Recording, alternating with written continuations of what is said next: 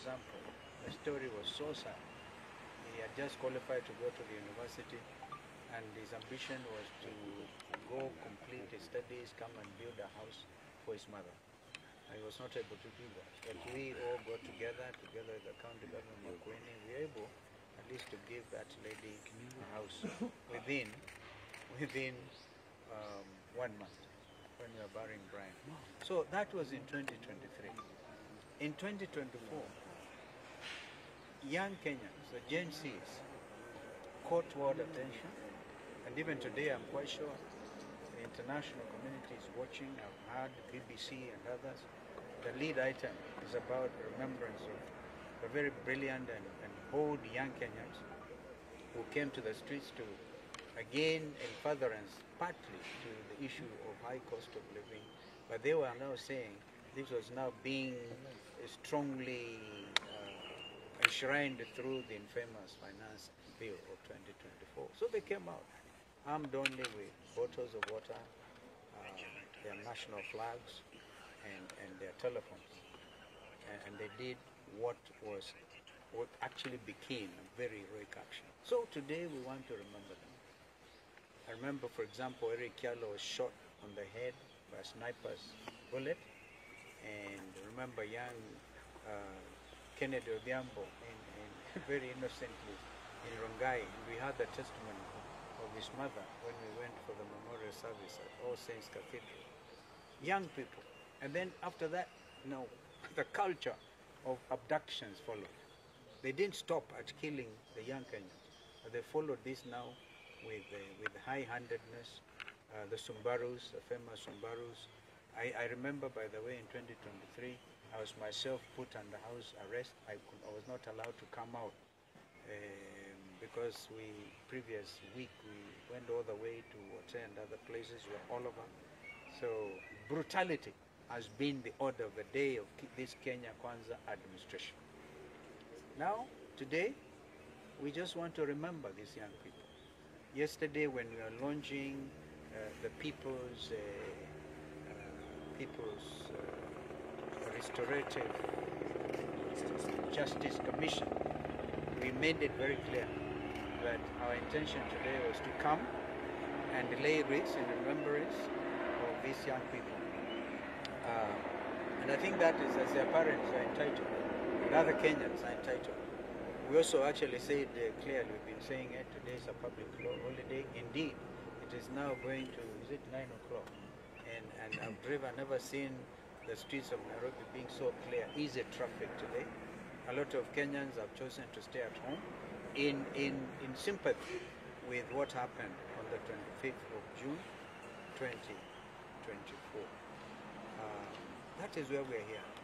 Eugene made it clear, if there are people wielding machetes, pangas, and burungus, that is not our culture. And it is time, and we now need to make it clear when the rungu wielding people, they are demonstrating against the killing of Robert or Juan, right? Then these people came. They came out carrying rungus and wherever. They did not stop there. Yeah? Not the young people. The organized gangs are the ones who rained terror on shop owners in the streets, in Koinange Street, in Kaunda Street. I remember people who had the electronic shops, for example. Even the police were helping themselves. Amazing. So I think that we need to call them out and to say that this country changed forever politically. The governance of this country changed forever on the 25th of June last year. And that's why we are here. And therefore nobody can wish that away. As you heard us say yesterday, we set up the PRJC, right, led by Justin Muturi, and we know that the world attention will be drawn to that because men and women all over the world want justice. Justice for Juang, justice for heroes of 25th of June. And today, as we speak, not a single penny has been paid by this administration to the, either victims, of course, are gone, but also their relatives, also victims, not a single penny. And yet we actually remember when, for example, ODM joined this administration outside KICC, one of the points in the 10-point agenda was compensation. Even I think in Homa Bay, Raila tried to remind them, okay? Nobody, it's like talking to a stone. This is why we cannot understand why those people, anybody would have wanted to join them. So we have set up a People's Commission, Justice Commission. And we know the world will be coming in, and if you look at the quality and the membership of that commission led by Justice Muturi, it is the best we could think of doing, and we must thank our brother Justice Muturi for agreeing to chair that, because his credentials will even attract all attention, perhaps even support, because I think the media will be invited to hear all these stories, some of which we heard yesterday, and so we must get our country back. That's why we are here. Okay. Yeah. Okay. Maybe to Eugene, you've seen the huge security apparatus deployment in town and CBD, even at Parliament. What does this speak? I think it speaks of a government that is paranoid, a government that's afraid of its own shadow, a government that's afraid of its own children, and looking at what has happened since 2023 to 2024, we haven't had any follow-up in terms of justice for the victims. Justice delayed is justice denied. We're not talking of just 1 year. We are talking of 2 years. Over 2 years, nothing. And today I think we must thank the church for standing very, very strongly with the families. We were able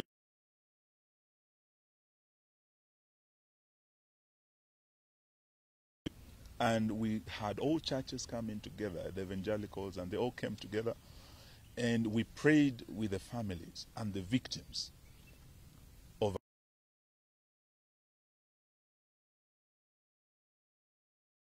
welcomed us here for their first mass, and Father prayed for the children who lost their lives, for the families that are still traumatized today.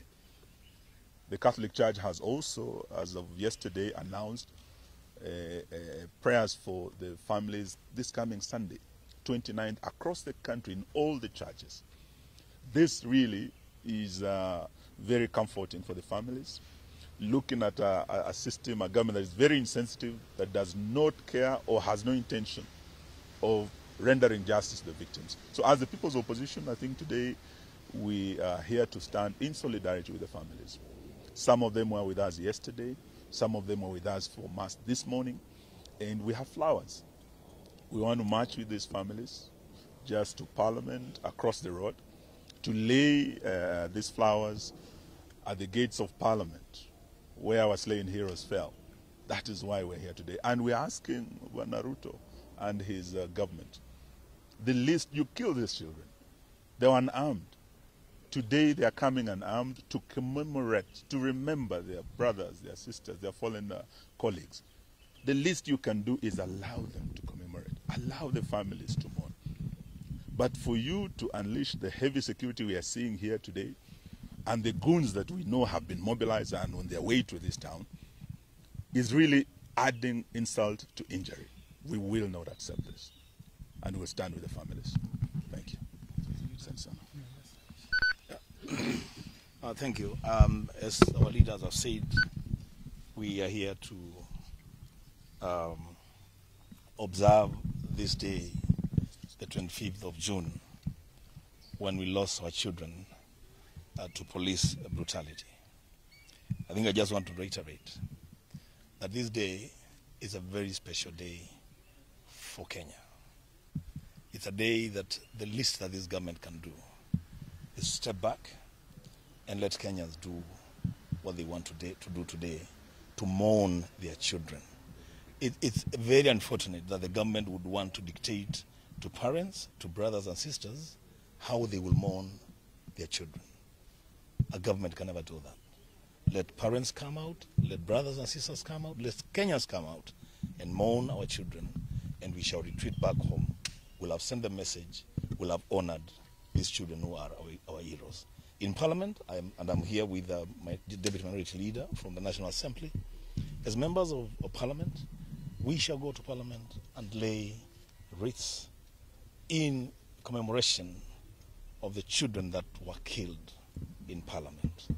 The least that the leadership, entire leadership of Parliament can do is to join all of us to go and lay those wreaths in honor of those children and in honor of the institution of Parliament.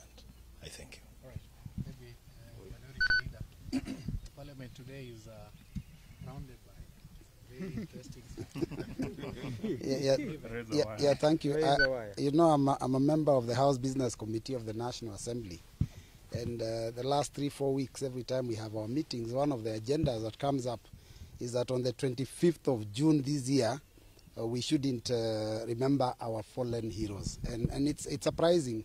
As of today morning, they have allowed that as members of Parliament we can go and lay our wreaths, but they have said that our leaders and the parents and the victims of police brutality, including some who are with us here that were abducted, are not allowed. And you know what surprises me is that this is a people's house. The House of Parliament is actually a house that should be visited by any citizen. Even State House can be visited by any citizen because that belongs to the country, to the people. So I am surprised because they have told us we can go alone. I don't know. I'm even wondering how I'll be feeling there laying flowers alone without the parents of the victims. But since they have said that is the case, that is what we'll do. But then I just want to say that the government needs to stop being paranoid. They need to stop this fear. We are unarmed. You've seen us here. We are unarmed. But if you go outside the roads there, these are very heavily armed police officers. You know, there is almost 20 police officers to every one of us. But you will see them attempt to intimidate us. You will see them stop us from even going into Parliament. They've cordoned off the city. They've told people not to drive into the city with their cars. So even though we said it's a public holiday, we didn't mean that people shouldn't be allowed to come to mourn. We only meant people shouldn't go to work, let us mourn together. Otherwise, we shall be doing that work in Parliament, and we hope that today will be a peaceful day. We hope those goons that they normally unleash on us are not released, because if they do that, then they're the ones that will be destroying the country. With those few remarks, thank you very much. What becomes of House business? What becomes of House business today? Because they sit in the House Business Committee. There was a direction from Speaker Wetangula that Interior CS Murkomen was to appear today and give a statement about Albert Ojwang. Is that still on? It's not on the, that has been cancelled. It's not in the order paper for today. I mean, even Parliament knows that it might not be business as usual.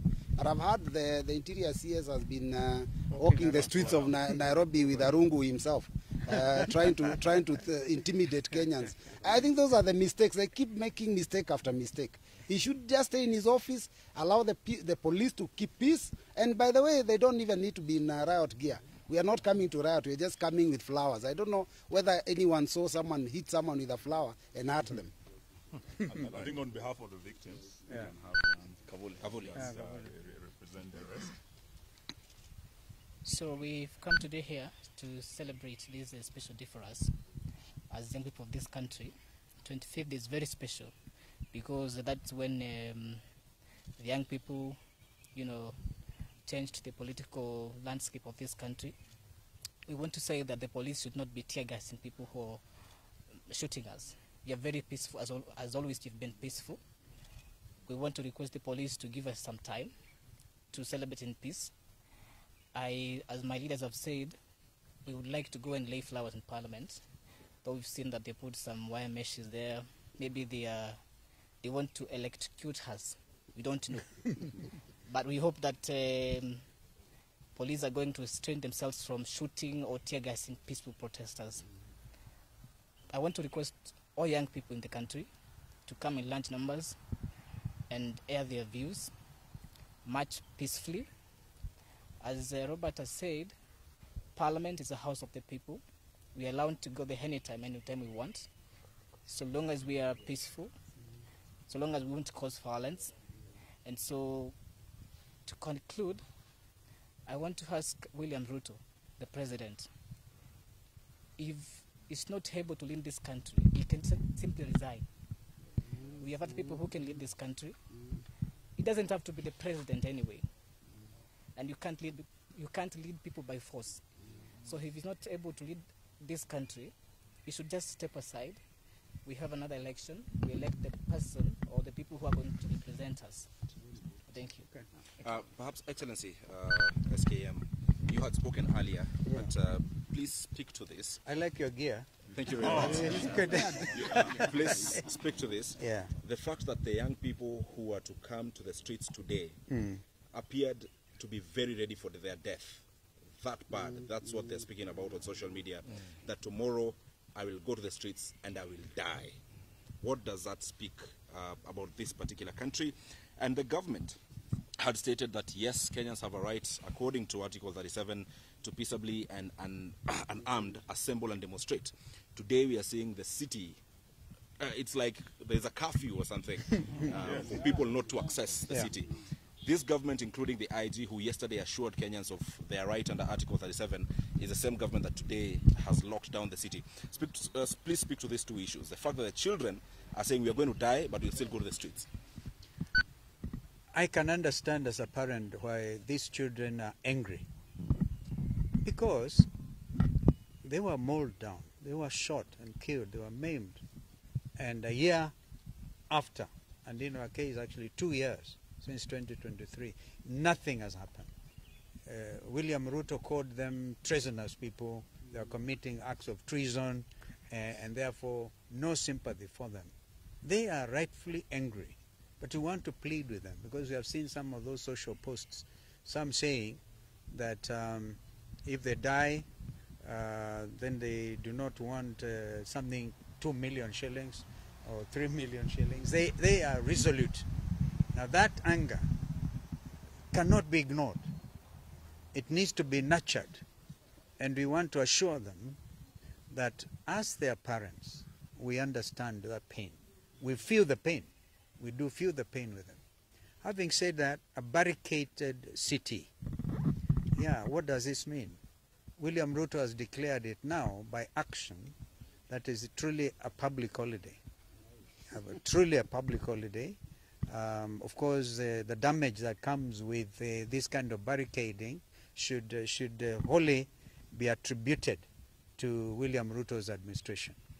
So we want to reiterate that even if they deny us today the possibility of going outside Parliament, the main entrance to Parliament, and lay wreaths there, I can tell you in the years to come, this is clear in my mind, in the years to come, this will be celebrated as a national holiday, properly, with people able to come to Parliament and without let or hindrance, without having this heavily armed policemen, armed to kill their own citizens.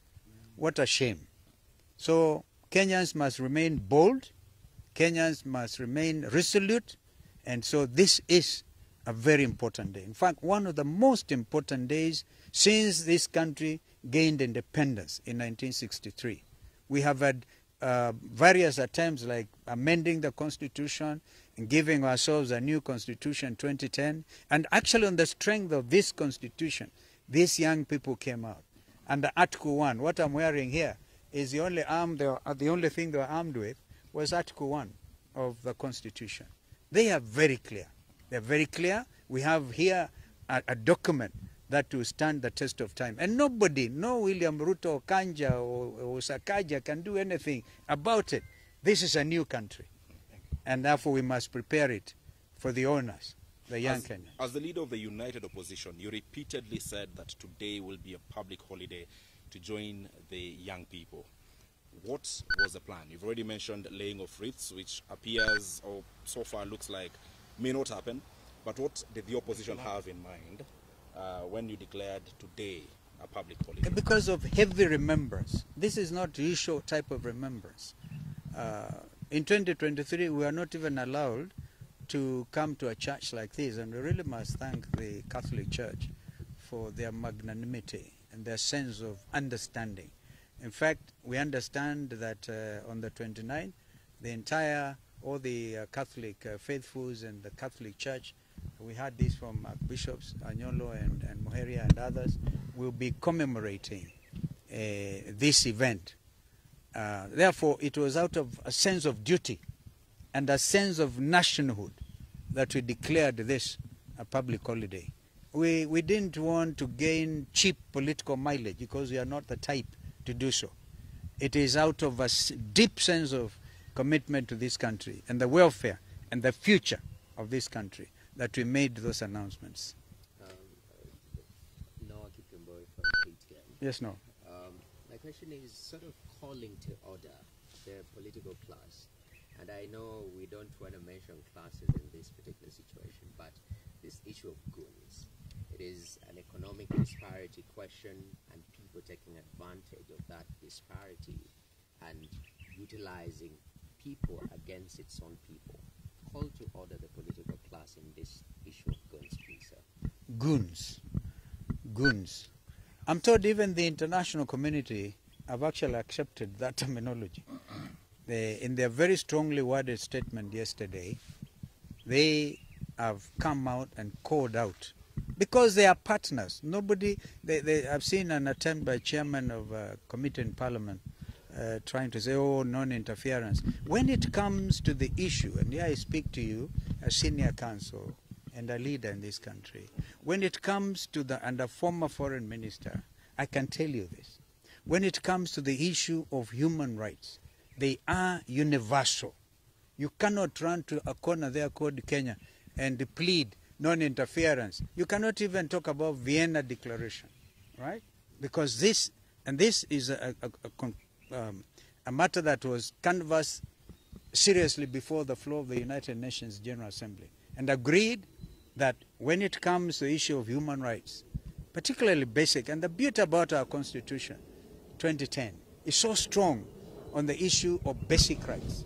That's why I saw somebody when we went to church with Musyoka, Eugene and other friends there. A gentleman walked inside there carrying a poster. And he said, hawkers' rights are also human rights. Why shoot a dead and hawker? Why? Why shoot him? All right? We pray, still continue to pray for Kamau, that God will have mercy on that young man and the family. I listened to the cries of his mother, distraught. They are not able to talk to him, and so we want to plead that and thank the hospital, Kenyatta National Hospital, for trying to help him, carrying out 2 operations. But rights, even under Article 43, by the way, we are all socialized to Article 37, even what IG is able to quote, yeah, the right to peaceably and unarmed to demonstrate. You cannot change that. So Article 43 on those other human rights, social rights, very, very important. Therefore, goons who came in carrying, of course they were paid 1,000 shillings. We have seen them confessing. Thank you to the media. Thanks for the media really highlighting this, that they are saying, oh, we didn't know. It is a very shameful thing. And what will go down in history is William Ruto's administration, afraid of its own citizen, went and bribed others because they are unemployed, paid them some money to go and beat their fellow citizens. It is like this massive bribery they are calling economic empowerment. They go carrying 3 million shillings from William Ruto, 2 million shillings from Kindiki, and then after that they take the same money and they go to the next station, they do the same thing. Whom are you trying to deceive? So people are ready for that money. As Rigiji likes to say, kulia hapo, don't even take it home. All right? Yeah, last question. Empowerment. So they call it empowerment. Kenyans are beyond that. So I think that our Gen Zs and others are able to see that, the millennials, Zenzote are able to tell these people, stop the jokes. These are serious jokes. Last question from me. And I think that before we leave the issue of goons, I think we want to ask William Ruto, you cannot take our police over 12,000 kilometers away to deal with goons, gangs of Haiti. Then you are back home, you actually sponsor goons against your own citizens. And you let your police walk with these goons on the streets of the capital of our country. Now, who is fooling who? I think we want to tell him that, you are riding on the back of a tiger. Once you create these goons, no one is capable of controlling them. That's why Haiti is where it is today. failed leadership that allowed goons on the streets to take the law into their own hands. It is like planting the wind, you will reap the whirlwind. If you plant the wind of goonism, Bwana Ruto, Bwana Sakaja, you are going to reap the whirlwind of anarchy. That is where Haiti is today. We are not ready to let our country go down that road. Thank you very much. Last question from me, Your Excellency, is what we saw last year, what took the people to the streets, what Kavuli here went through, abductions, is still happening even as late as last evening. Gentlemen abducted in Mombasa, a gentleman picked from Kino, others here in Nairobi and Kitengela. Yet this is the very thing that is making Kenyans angry. They will try to style it as arrest. So far we do not know where those gentlemen are, so we cannot call it an arrest. They were not informed why they were being picked. What would you say of this government or the police or doing the same things the same way? People complain of abductions. It's happening even today. You see, it's a very wicked approach, trying to circumvent what the Constitution has laid bare, as I tried to explain earlier. Because they realize the only avenue available to them is a very primitive approach by abducting your citizens without a warrant of arrest, without anything legal. And we continue to call them out. They will be caught up with by the long arm of the law. You cannot escape it. They will be accountable. So, because for me, 25th of June will now become the Youth Transparency Day, the Youth Governance Day, and this is it. So if they continue these abductions, because one young man, for example, just sends a post, all right, then they're afraid. They're afraid. They're so afraid that they have to escape from the city. It's so amazing, so amazing. So we continue to call out on abductions, and as I said, the People's Restorative Justice Commission will hear all these cases of continuing abductions, and we'll continue to say no to it. And where occasion demands, we'll go to court. We even talked about state capture, because Kenyans will still want to know about ile mbolea nduni, mbolea gush, all right? They want to know. Those are issues of trying to mess up with the economy, the Gupta type of style in South Africa, yeah, and the Andani dues. We want to know, by the way, who was paid what for that JKIA matter. And of course it was withdrawn. We know they're angry about the fact we forced them to withdraw because of our sense of nationality and making this country proud. We will not allow this. So maybe people thought opposition is weak. Now bado hawajaona anything. We'll deal with it. Thank you very much. Asante sana. So I think we shall proceed and responsible for you to be a symbol of national unity until a disaster happens.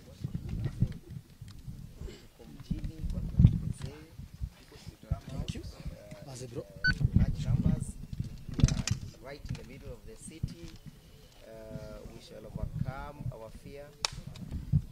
Watu watokezee, wale wajafika mjini wafike mjini.